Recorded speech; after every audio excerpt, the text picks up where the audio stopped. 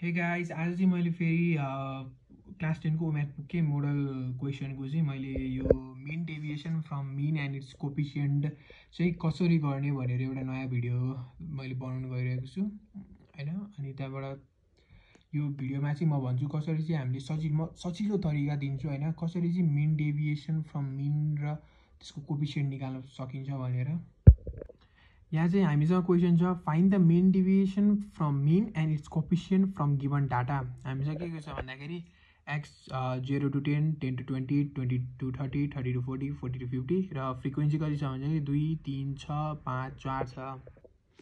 अब हामीलाई चाहिँ क्वेसनले के भनेको छ भन्दाखेरि चाहिँ ल लेखौँ अब सोलुसन। हामीलाई चाहिँ केबाट निकाल भनेको छ नि मिन डेभिएसन फ्रम मिन भनेको छ हैन त। मिनबाट मतलब मिडियनबाट निकाल मिल्छ, मिनबाट निकाल भन्नु मिल्छ, तर हामीलाई क्वेसनले के भनेको छ मिनबाट निकाल भनेको छ।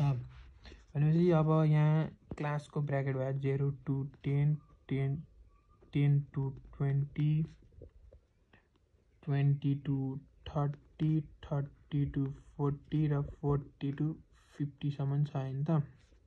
यो 10 हो। फ्रिक्वेन्सी के छ 2, 3, 6, 5, 4। अब मिड भ्यालु पनि लेखौँ। मिड भ्यालु नि यसको मिड भ्यालु भनेको कति हो 5, यसको 15, यसको 25, यसको 35, यसको 45। अब मिड भ्यालु निकालेपछि एफएम निकालौँ। एफएम भनेको हुन्छ यो दुईटा मल्टिप्लाई गर्ने 10, 5 त्यहाँ 45 अनि 25 छका 150, 35 पंचे 175 र 4 into 45 भनेको 180। अब चाहिँ यहाँ हामीलाई अब के गर्नुपर्छ भन्दाखेरि यति गरेपछि चाहिँ अब हामीले हैन मिन गर्नुपर्छ। यसलाई यतिकै ठाउँ छोड्दिउँ किनकि गर्न चाहिन्छ। अब नि हामीले मिन निकालौँ हैन।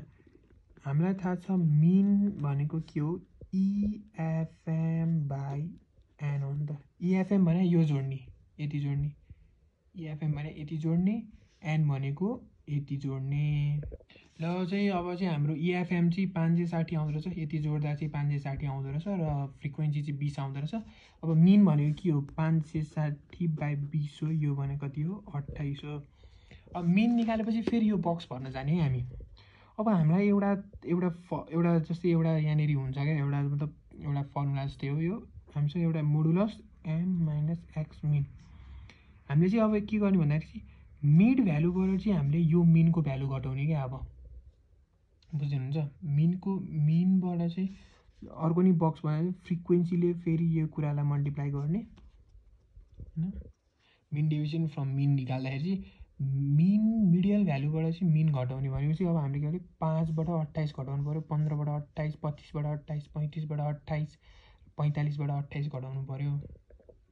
ल जब चाहिँ अब मैले चाहिँ हैन, मैले चाहिँ मेरो भिडियो अलि लामो नै हुन्छ भनेर सिधै त्यो जोड घटाउ गरेर बस्दा के अरे मिड भ्यालुबाट मिन घटाउँदा चाहिँ अलि लामो हुन्छ भनेर मैले चाहिँ सिधै घटाएँ। जस्तै 5 - 28 भने -23 हुनुपर्ने हो हैन, तर यो मोडुलस साइनले के गराइदिन्छ प्लस गराइदिन्छ।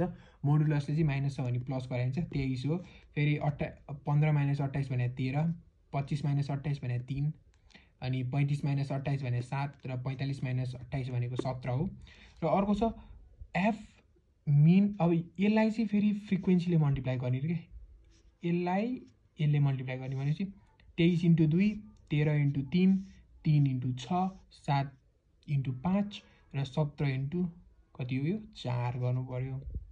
अनि अब चाहिँ गरौँ फ्रिक्वेन्सीले मल्टिप्लाई गर्नुपर्छ भनेपछि 23 into 2 46, 13 त्यहाँ 39, 5 18, 6 त्यहाँ 18, 7 पंचे 35 र 17 चौको 68। EFM - m भने कति आयो। अब यो सबलाई जोड्ने। ल जोड्दाखेरि चाहिँ 406 आयो हैन। ल अब हामीले टेबल गर्ने यति हो। मिन पनि निकालिरहेको छ।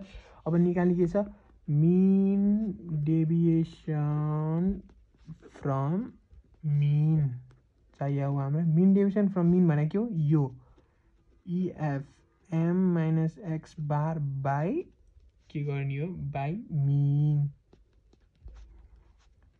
506 डिभाइड बाई मिन भने कति छ हामीसँग 28